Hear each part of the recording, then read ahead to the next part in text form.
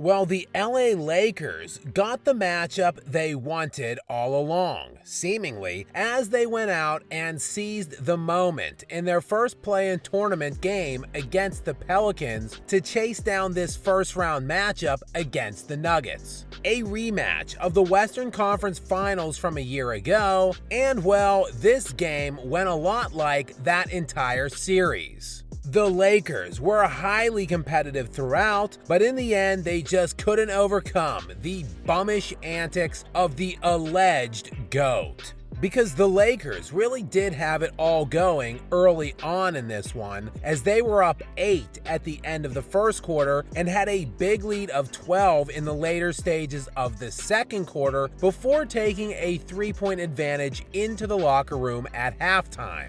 LeBron drilled 3 3-pointers in that first half and predictably made not a single other shot other than layups or free throws on his way to 19 first-half points, while AD added 18 first-half points. But Davis, unlike some other Lakers alleged stars, would not stop at halftime. He had himself a night, dropping 32 points, 14 rebounds, 5 assists, and 4 blocks. And he would hit a big basket over Nikola Jokic to bring the Lakers within 6 points, with just under 6 minutes remaining in the fourth quarter.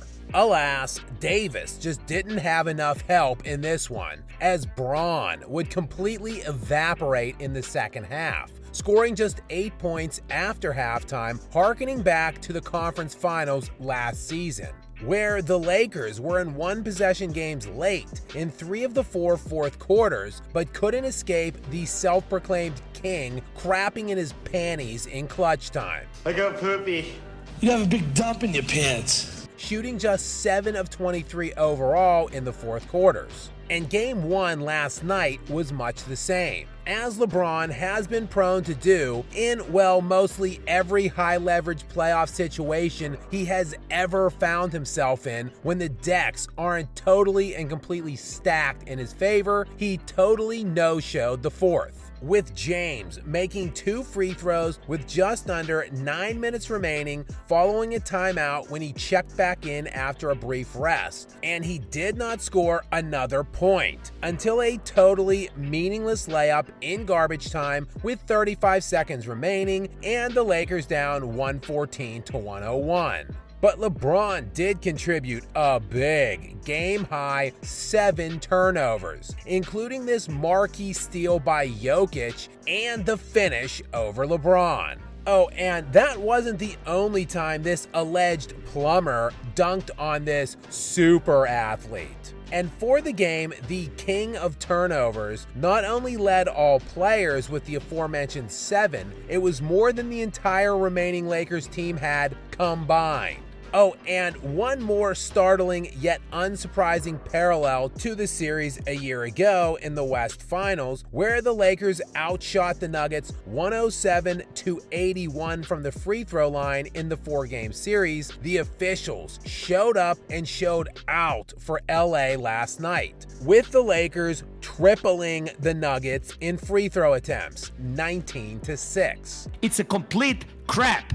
But just like last year, when the Nuggets swept their ass, it didn't seem to matter at all last night. Because, just as with last season, Nikola Jokic was just too damn good in this game.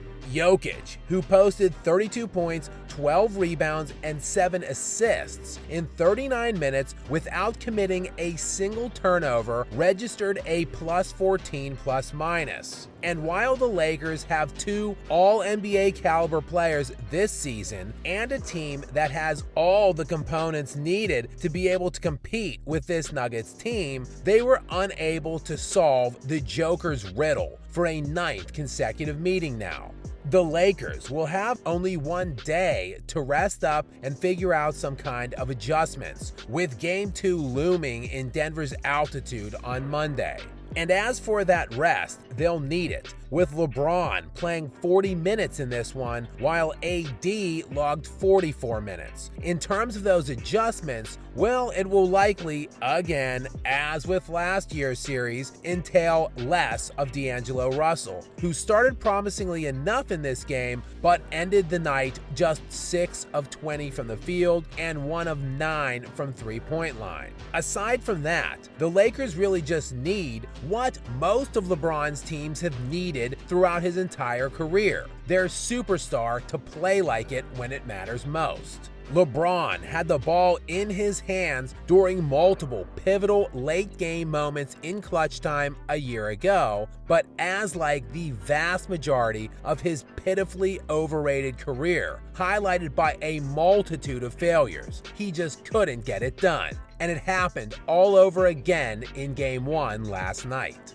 The Lakers can beat the Nuggets, but not as long as Nikola Jokic continues to outclass and thoroughly demolish LeBron in every way possible. As it stands now, it's 1 game down and 3 more losses to go before LeBron can start hyping his fake elbow injury and working on what third superstar he can add this offseason.